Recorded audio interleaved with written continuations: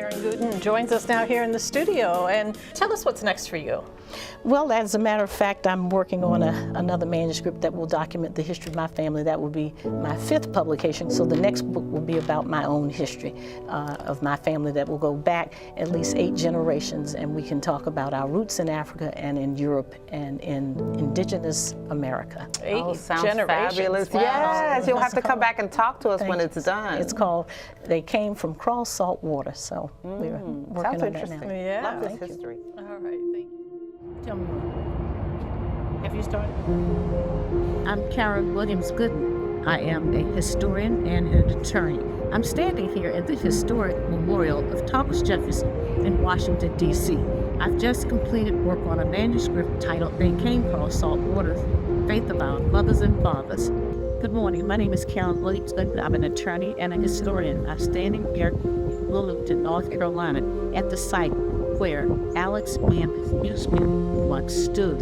Hi, I'm Karen Leslie Williams-Gooden. I'm a descendant of Reverend Isaac Alston. He was a founder of this church, Colder Springs Baptist Church in Warrenton, North Carolina. Well, we are in Arlington Cemetery today, and I'm here to find my Uncle Raymond's grave. We're looking for 7333.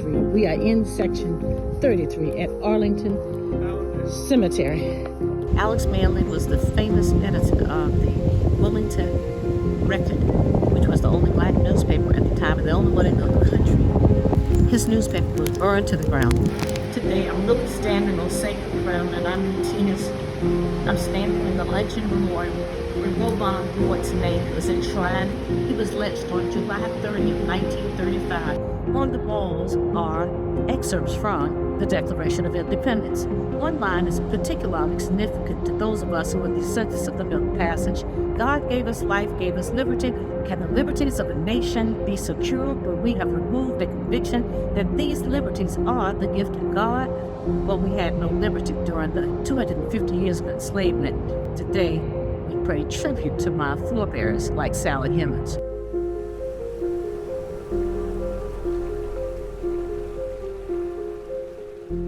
It was a beautiful fall day, and everything was going well until I pulled off of 95 and took the road to Thornburg. As soon as I got off 95, I entered a rural area. Everywhere I looked, there were signs for MAGA and lots of Confederate flags. I heard my oldest brother's voice, a former civil rights activist, telling me to drive slow so that white folks will think you are backing up. No speeding down there, baby sister. I stopped at a store to get something to drink. I was wearing a green pair of slacks and a pink shirt, my AKA sorority colors, and pearl earrings with a matching necklace. I entered the store and I said, "I'd like to have a bottle of Perrier, please." The owner asked in a very deep southern drawl, "You say you want what?" I said it again. "I'd like to have a bottle of Perrier." With a bit of anger, he said, "We don't have none of that down here, and you're not from down these parts, are you?" "Well," I replied, "I sort of am from around here," thinking to myself, I descended from the black and white population over on the Cello plantation, not too far from here. "We don't have none of that." "Well, how about a Coke?" I said. Then in a raised voice, he said, "It's in the back." However, the back that he had in mind was the one that Rosa Parks, Dr. King, and my parents told me that we must never return to. I knew full well that he wanted to impose upon me all the rules of the old Jim Crow South, under which I had not grown up, that he wanted me to return to the days of dropping my head, as black people were once required to do when speaking to white people. So I looked him straight in the eye, gave him the Southern lady's nod, and left the store. I was still about an hour from Cello Plantation. As I continued in my rearview mirror, I saw a large blue truck with red political signs on its windshield. I was trying to be cool, but after 30 miles of him following me, I was unnerved. Unfortunately, there was nowhere to turn. My heart was beating fast. I kept praying. I knew that I was in the wrong part of town.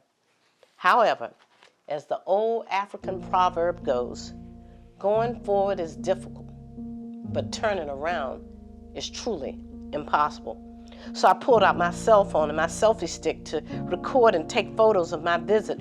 A black truck sped by, and then he did the unthinkable. The truck began to back up. My heart dropped. Fortunately, the driver was an African-American man. He said, "Miss, you all right? You having some car trouble down here?" "Oh, no, I'm just fine." "What you doing down here?" he asked. "You can't be down here by yourself." "Well, I'm a lawyer. I'm a researcher. I'm a writer." I said, my people came from that plantation over there." He said, "What? Everything down here in Buckingham County is a plantation." I said, "I understand. I know what you mean." She said, "Miss, rednecks is down here all over the place." I saw all the MAGA signs, and with a great deal of concern, he said to me in the strictest and sternest voice he could, "Yeah, but these rednecks will kill you down here. Anybody got your address? They know you down here? You got to go and you got to be out by sundown." He said, "You know what? You look like hers." I said, "Hers? Who is hers? You don't know that lady running for the president of the United States?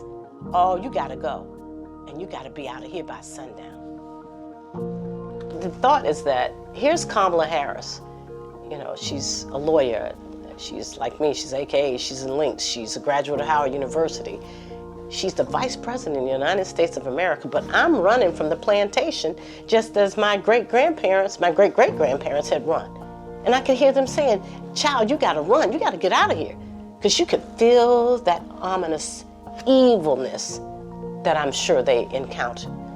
And I just cherish each and every enslaved relative whose name I came across, whether it was in a deed, if it was on a census document, if it was in the Bible. I find a way to talk about them, to try to restore dignity to them. They don't know me. They don't know anything about this, but maybe they do. Maybe they're looking down from heaven. In 1976, a Howard University student began a journey, not just into history, but into her own bloodline. Dr. J. Carlton Hayden challenged Karen Gooden to trace her roots. What she uncovered spanned continents, centuries, and legacies. Moses, an Igbo prince, Zilla, a woman stolen from Ghana, enslaved in North Carolina. Ancestors whose blood runs through Karen's veins. From the plantation to the pulpit, from enslavement to elected office, each generation carried the flame forward. Descended from Sally Hemings and Thomas Jefferson, from Pocahontas connected to Washington, and yet denied freedom, dignity, and justice. This is not just one family's truth, it is America's. I am a 7th generation griot, and this is the story that I was born to tell. They came across salt water, and now their voices rise like waves. I'm Karen Gooden, and I am an author and an attorney here in Prince George's County, Maryland. I recently released a new book, my 3rd book, titled They Came Across Salt Water: Faith of Our Mothers and Fathers, a History of an African American Family. The book chronicles the experiences of my descendants, who are descendants of the Middle Passage. It indicates, like most descendants of the Middle Passage, that we are a triracial people: African, European, and Native American. I'm able to document my history through all 3 lineages. I actually go back to 7 out of the 9 plantations from which we descend. I'm able to talk about my relatives who came from Africa, Moses and Zilla, my connections to national figures such as Sally Hemings, Thomas Jefferson, Martha Washington, and my grandmother's first cousin, who was Ella Fitzgerald. I was born in Norfolk, Virginia in 1958. I was born into a wonderful family, 2 big brothers and 2 of the most wonderful, God-fearing parents that one could ever hope to have, Barclay and Leslie Williams. We were taught that education was important, God first, family and education. And so those were the values that were instilled in me. And when I was 10, my mother asked me what I wanted to be when I grow up. As a child, I always wanted to be a writer. It turns out I'm from a family of writers. My mother was an English teacher and a published poet and author. I majored in English when I was at Howard University, went on to go to law school, and always had a desire to write. I came to Prince George's County in 1987 to be an associate county attorney, joined the J. Franklin Bourne Bar Association, for whom the first black district court judge was named. And I told my colleagues I believed that we would be more relevant if we knew more about the man for whom the association was named. So I researched his biography, and I also wrote the history of the J. Franklin Bourne Bar Association. My husband helped me self-publish it. I submitted it to a publisher, the Donning Company Publishers, and they picked the book up and published Across Bourne, a biography of Judge James Franklin Bourne. Back in the day, we had secretaries who typed our work. We didn't have computers. So his secretaries typed my manuscript, and they looked at me and said, "Karen, you have a book." And we all laughed, and they said, "No, you really have a book." So it turns out my husband self-published it, and I submitted that manuscript to the Donning Company Publishers. It's the 29th largest publisher in the country. They publish all of the textbooks for Missouri, and they published Across Bourne. They asked me to publish a second book, which turned out to be the history of African Americans in Prince George's County. They said, "Do you know someone who can write it, or could you?" And I told them I knew someone who could help me, and I asked someone to join me in writing Like a Phoenix I'll Rise, which was released 18 months after I published Across Bourne. And then third, I started the new book titled They Came Cross Salt Water, Faith of Our Mothers and Fathers, A History of an African American Family. It started as a classroom project when I was a student at Howard University, majoring in English in 1976. Can't believe it's been that long. Nevertheless, my professor asked each of us, Dr. J. Carlton Hayden, to research our genealogy as far back as we could go. I was excited that I could go back 6 generations then, because I had had a great relationship with my maternal grandfather who had told me our history, and so had my mother. She was a 6th generation griot. I became the 7th generation griot, who is a person who memorizes the history of their family. It is a technique that came from Africa. With that being said, an article was published based on the essay that I submitted to my professors, and from that, I kept it and continued to research what became They Came Cross Salt Water, my third book.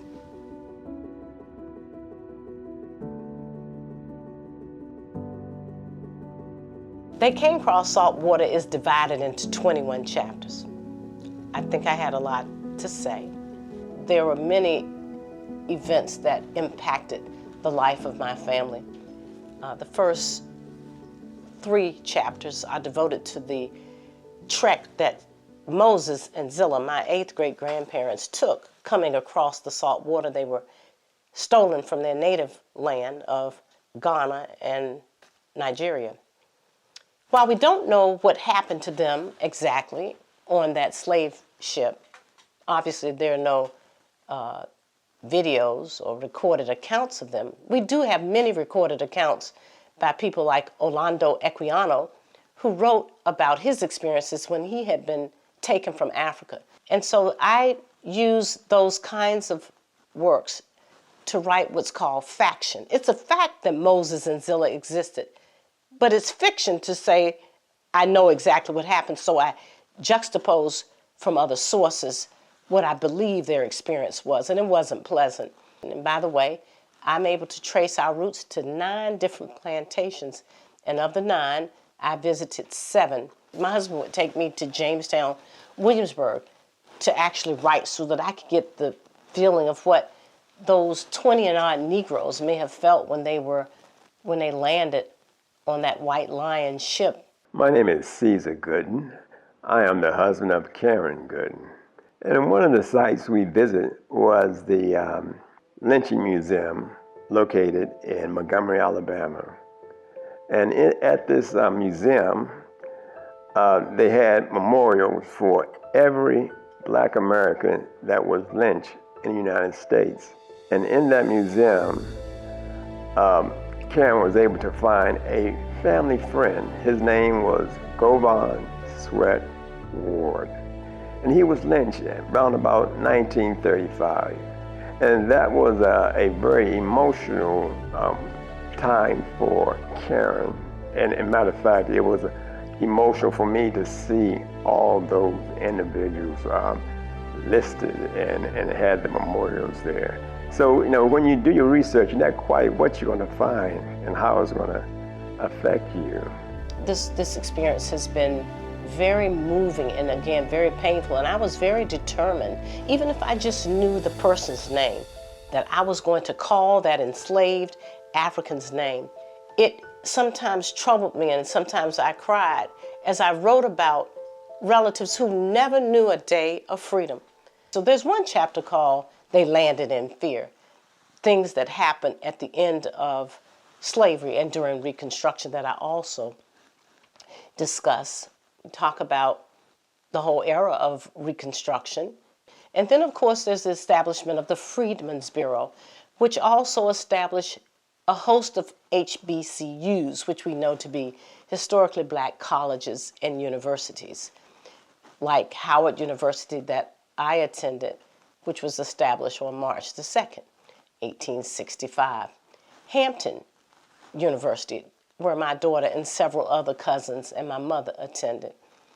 I had an uncle whose name was Isaac Alston Jr., born in 1830, an enslaved man from Warrenton, North Carolina, who was taught to read and write. Of course, to learn to read and write could cost you your life.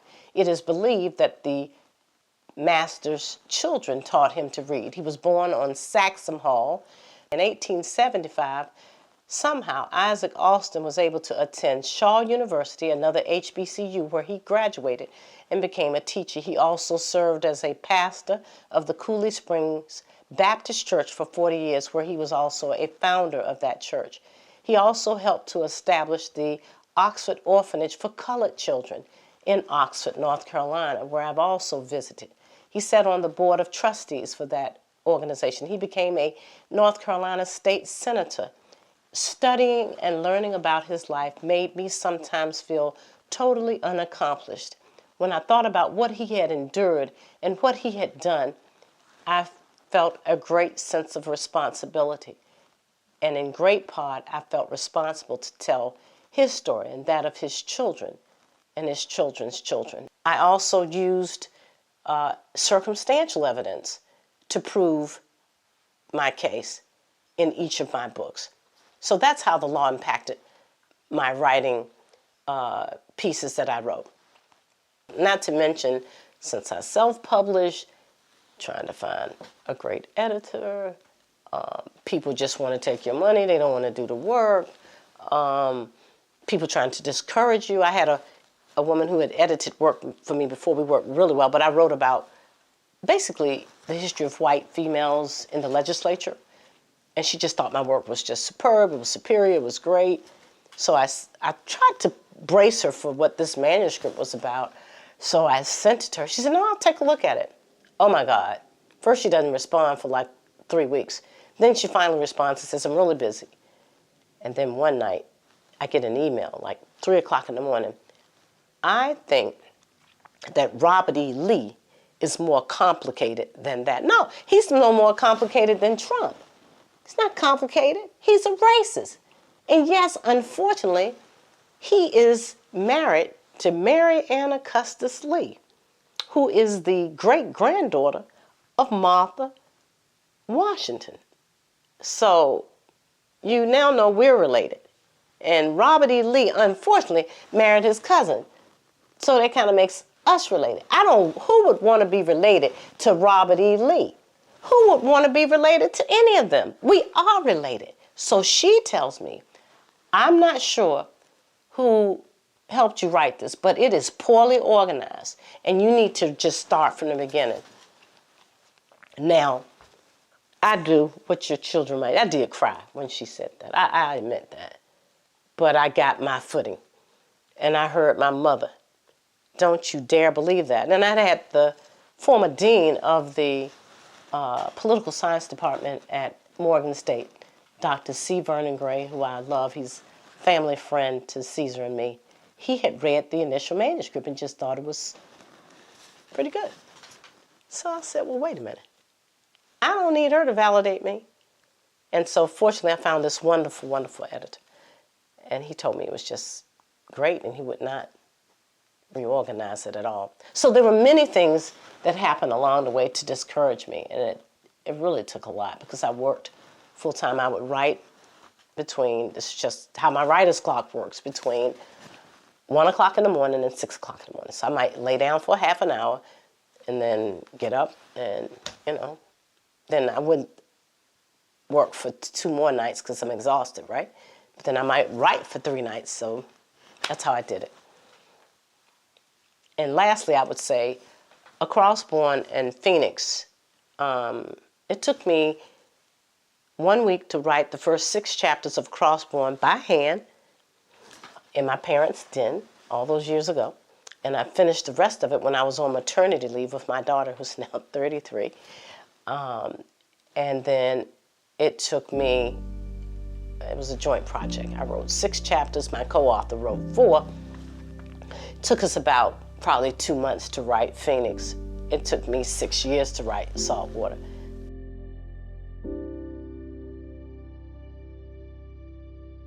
So writing Saltwater was probably one of the most rewarding and yet excruciating experiences of my writing career. It gives more reason in terms of why I believe they came across saltwater is very important. And I think it's an opportunity, it's a teachable moment so that we can share with our communities and each other that, look, you don't have to write 115,000 words, you don't have to write 21 chapters. Just write what you know about your family and share that with your children so that your children can share that with their children, because otherwise it's what Carter G. Woodson says. If you don't write down what you did and who you are and teach your children that, you stand the risk, he said, of being exterminated. That's not a word we want to use often, but we have to be very cognizant of it, and we have to know that things are happening. We can't sit around and say, well, we're going to get through it. We got through it before. We're going to have a different kind of plan. And a part of that is making sure that you know who you are and whose you are. Hello, my name is Leslie Elise Gooden. I currently live in San Francisco. I received my undergraduate degree from Hampton University because that is where my grandmother, Leslie B. Williams, got her master's from, and she always wanted a grandchild to go, so I did. And I got my graduate degree from Georgetown University because my dad went there, but I didn't tell him I applied until I got in. And as I mentioned before, I'm currently a TV journalist. In December of 2024, I received a gift of a lifetime, a fellowship to go to Ghana. The timing was very interesting and impactful because my mother was completing this book. They came across saltwater. It was not planned at all, but it was very historic because as she's completing this book, I was going back home crossing the saltwater to Ghana. That trip impacted me in so many ways, spiritually, emotionally, for many reasons. People talk about Ghana and say that it's a place of healing. During my trip to Ghana, one of the places we visited was the Door of No Return. They prep you for that. I think we had about 24 hours of prep beforehand. They said that people are overcome with emotion, physically, mentally, and emotionally. Some people get sick, some people get headaches. Me, I started to feel lightheaded. I got headaches and I felt nauseous going through the cells. And the place I felt the worst is when we went to the cells where the women were held, and we didn't know at the time until they explained it. I said, oh, okay. And the most memorable or interesting part of it all is that you walk through the door of no return, it says the door of no return. And what's so significant about the door of no return, once you walk through it, on the outside it says the door of return. So I was the first in my ancestral line to walk back. And I think of my 8th great grandmother Zilla walked through that door and she never got to walk back. So when I was able to walk back through the door, it meant something. I was able to fulfill a dream that she never got to. And so having that means something to me.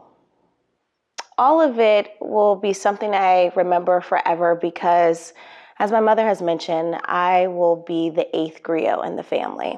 And for me, when my mom, as far as I can remember, has always been working or talking about our family history, there's so much there when it comes to family. As much as it's a gift, it also can feel like a burden, and I'm happy to carry both of them in this next chapter. I was trying to finish this. I had my mother's urging, her voice speaking to me. She wrote me a letter once a week, and it was expected I would write her back, and I did. She always would send my letters back, you know, marked up with red ink. These are they. And she was my greatest teacher.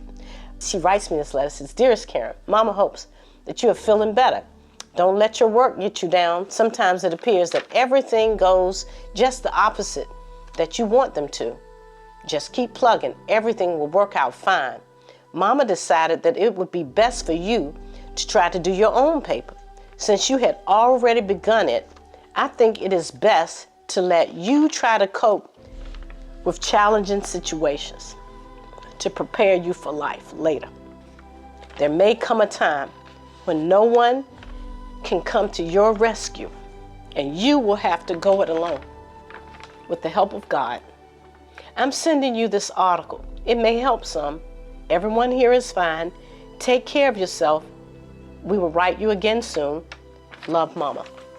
So from this letter, I learned sometimes in life, Brendan, you have to go it alone.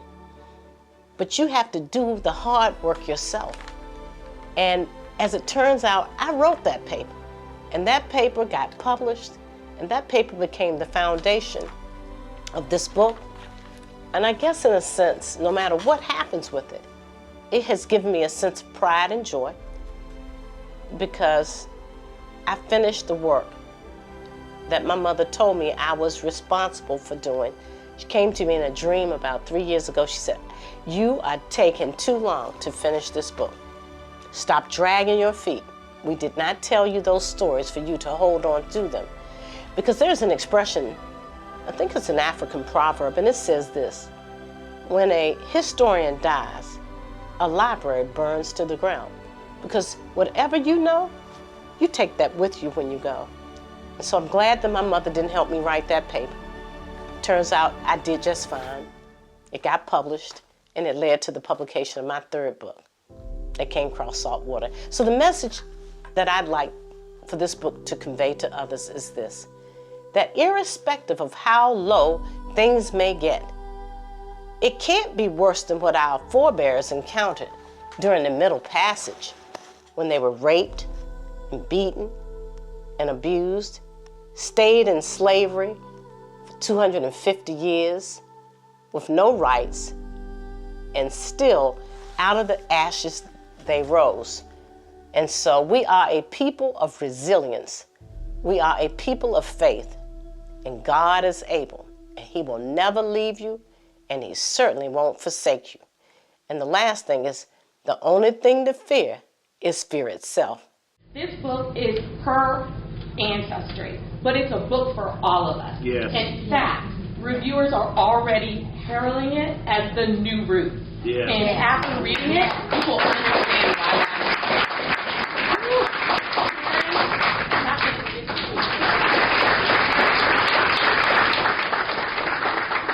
Thank you all so very much, all of you, for being here tonight. This really, I can't tell you how much this warms my heart. Now, the names in this book may be my relatives, but I've written it in historical context. This is your history. This is our shared history, okay? We are reclaiming a history that was never meant to be forgotten. But some would rather see it erased. They Came Across Saltwater is, as Shalisha Ivy